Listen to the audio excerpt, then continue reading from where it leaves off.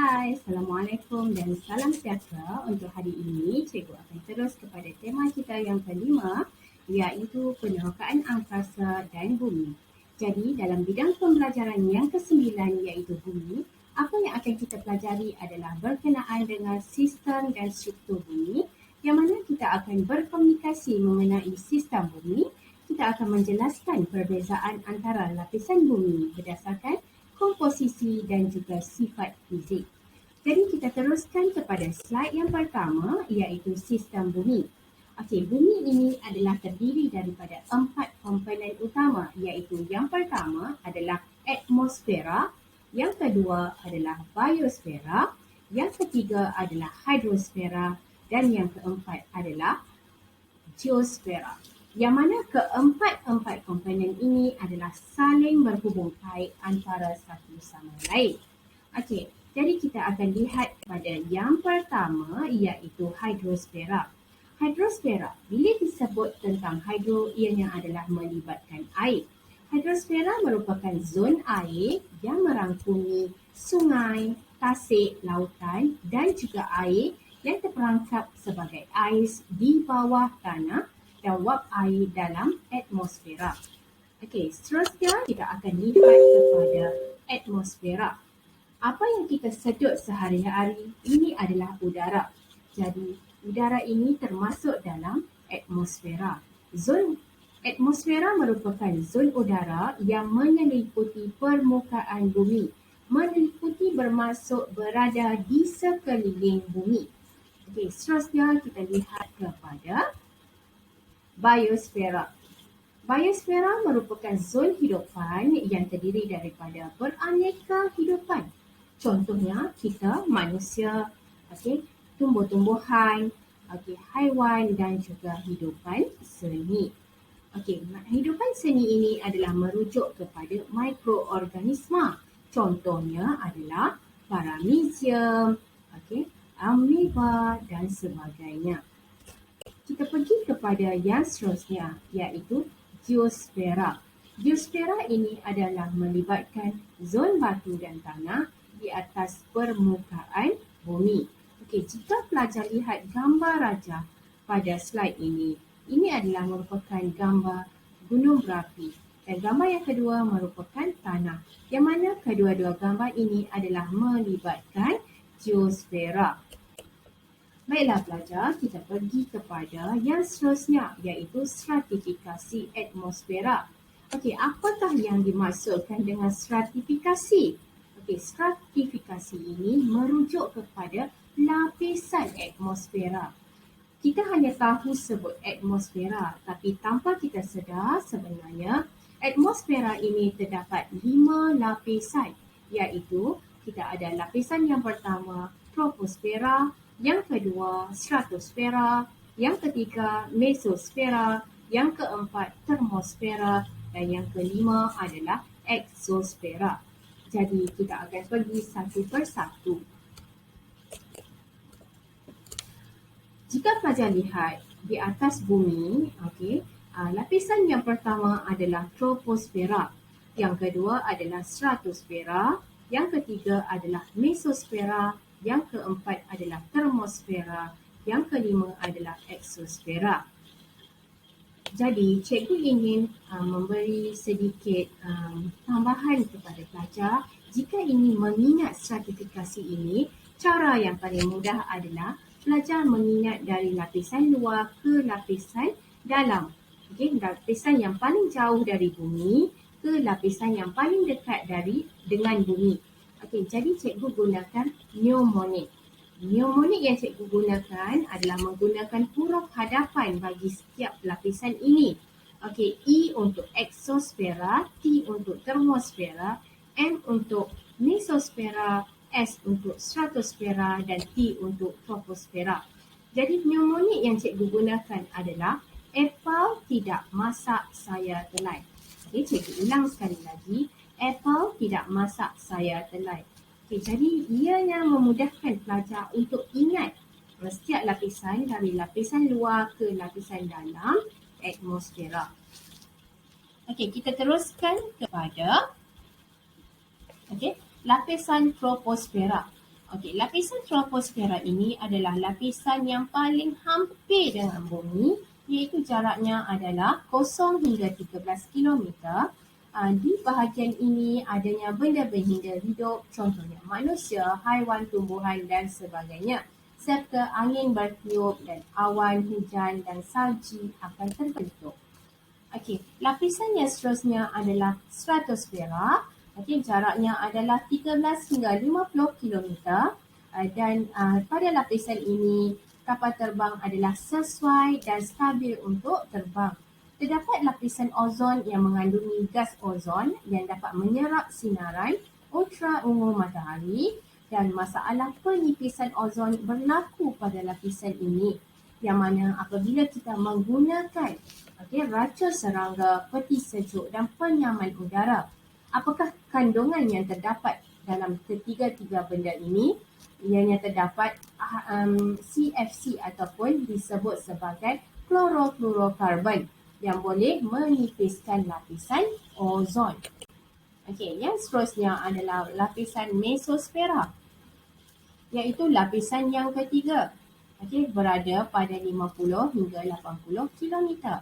Pada lapisan ini, pembakaran dan penghancuran meteorit berlaku.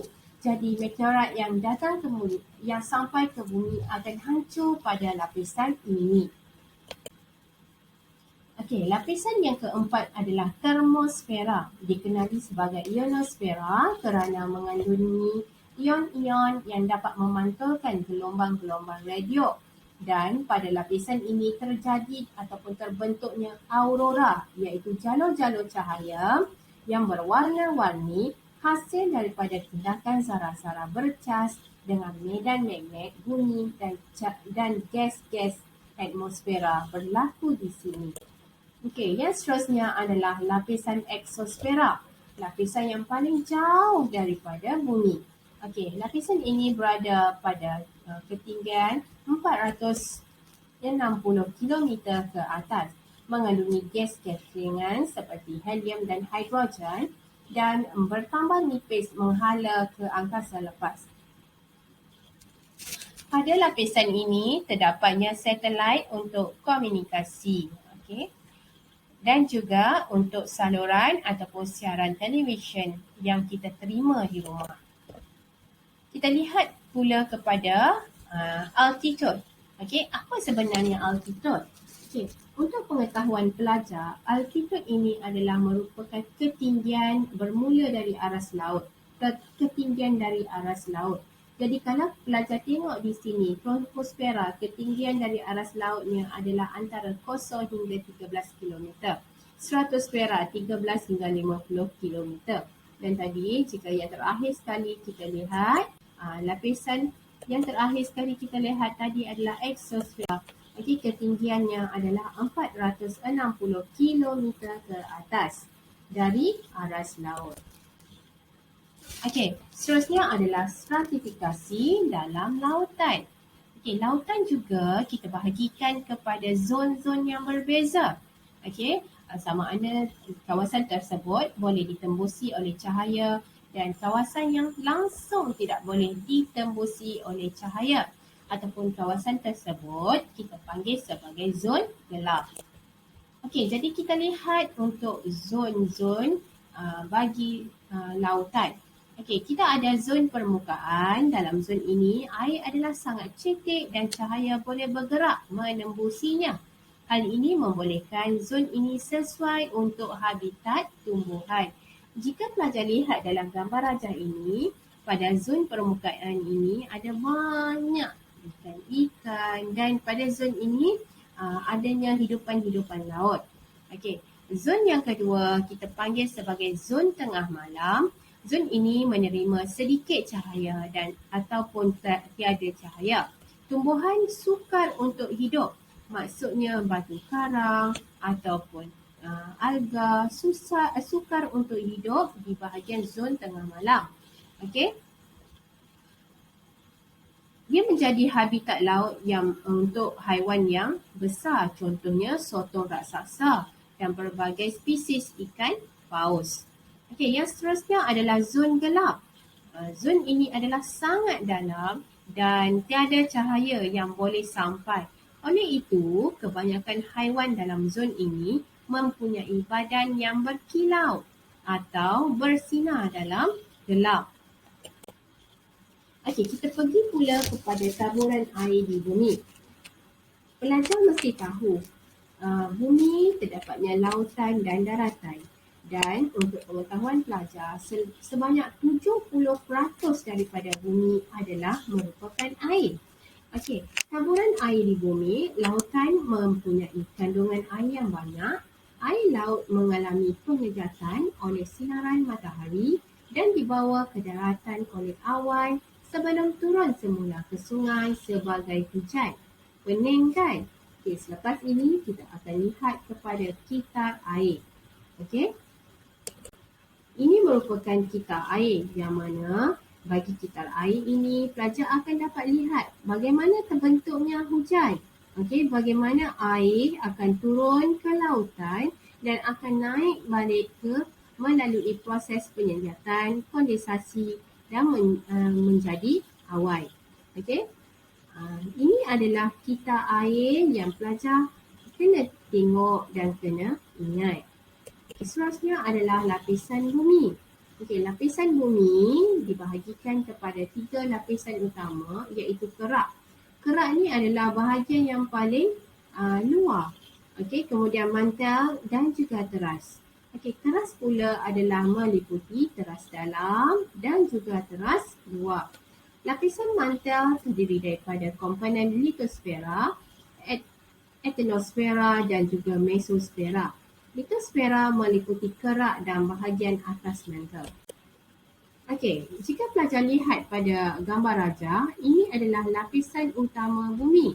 Okey, gambar rajah ini lapisan utama bumi. Pada kerak bumi ini adalah gunung ganang, lautan dan daratan. Okey, kemudian di bahagian mantel ini adalah lapisan yang kedua.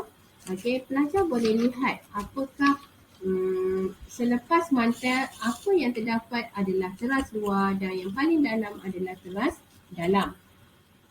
Okey, jika pelajar lihat kepada lapisan mantel, lapisan mantel adalah terdiri daripada komponen, 3 komponen. Okey, pelajar tengok di sini 3 komponennya adalah litosfera, asthenosfera dan juga mesosfera. Ini adalah 3 komponen bagi mantel.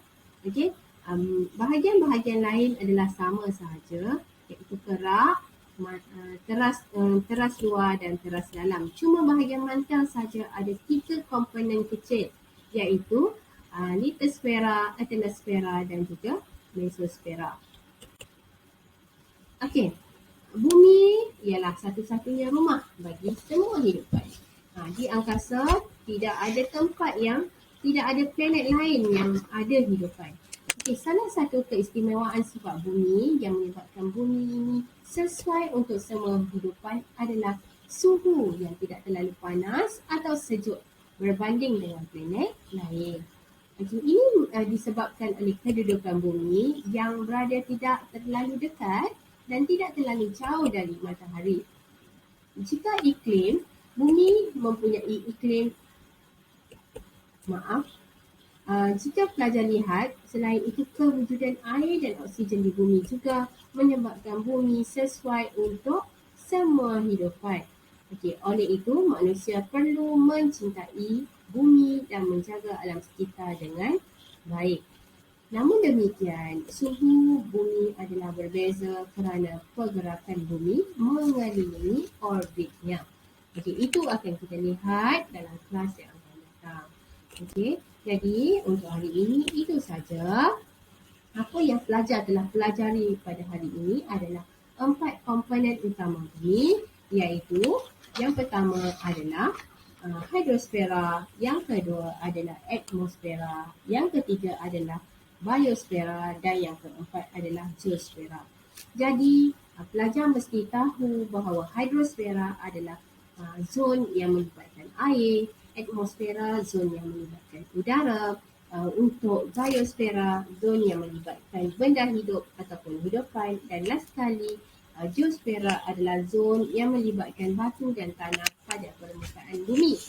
Okey, yang kedua, pelajar telah melihat stratifikasi atmosfera ataupun lapisan bagi atmosfera. Pelajar kena tahu kelima-lima lapisan tersebut, iaitu bermula dari lapisan yang paling jauh dari bumi ke lapisan yang semakin dekat dari bumi. Okey. Yang seterusnya adalah stratifikasi dalam lautan. Stratifikasi dalam lautan ada 3, iaitu zon permukaan, zon tengah malam dan zon gelap. Yang mana bagi zon gelap, hidupan yang tinggal di dalam zon gelap adalah hidupan yang mempunyai badan yang bersinar ataupun mempunyai badan yang berkilau di dalam gelap. Zon tengah adalah sesuai untuk hidupan yang agak besar, contohnya sotong gurita, ataupun ikan paus. Dan zon permukaan adalah kawasan yang paling sesuai untuk hidupan dan juga tumbuhan kerana masih lagi menerima cahaya. Kemudian kita lihat taburan air di bumi. Taburan air di bumi, pelajar kena lihat dalam buku teks muka surat 259, pelajar kena faham tentang kitar air yang mana melibatkan penyedatan dan juga kondensasi. Pelajar juga perlu tahu bagaimana terhasilnya awan, bagaimana terhasilnya hujan. Dan last sekali adalah lapisan bumi. Untuk lapisan bumi ini, sebenarnya kita ada 4 lapisan yang utama. Yang pertama adalah kerak bumi, yang kedua adalah mantel, yang ketiga adalah teras luar dan yang keempat adalah teras dalam. Cuma untuk mantel kita ada 3 lagi komponen yang membentuk mantel, iaitu kita ada litosfera, kita ada asthenosfera dan juga kita ada mesosfera. Jadi itu sahaja untuk hari ini. Diharapkan pelajar boleh faham sedikit sebelum cikgu terangkan dengan lebih lanjut dalam kelas kita esok. Terima kasih. Assalamualaikum dan selamat sejahtera.